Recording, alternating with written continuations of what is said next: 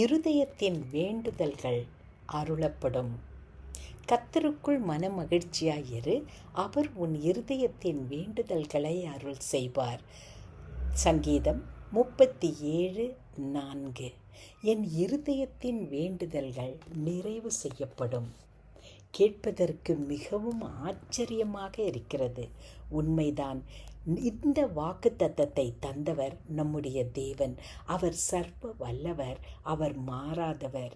அப்படி என்றால் நான் என்ன செய்ய வேண்டும்? நான் செய்ய வேண்டியது எல்லாம் கர்த்தருக்குள் மகிழ்ச்சியாய் இருக்க வேண்டும்.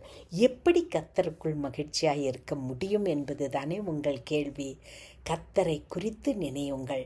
மாறாத தேவன், ஆச்சரியமான தேவன், சர்வவல்ல தேவன், நித்தியமான தேவன். இப்படி அவரை குறித்து நினைத்து அதை உங்கள் இருதயத்தின் ஆழத்தில் பதித்து வைக்கும்போது உங்களை அறியாத ஒரு இனம் புரியாத ஒரு மகிழ்ச்சி உங்களை ஆட்கொள்ளும். அந்த மகிழ்ச்சியை தான் அவர் எதிர்பார்க்கிறார். அதை அப்படி நீங்கள் மகிழும்போது நிச்சயமாக இருதயத்தின் வேண்டுதல்கள் நிறைவு செய்யப்படும்.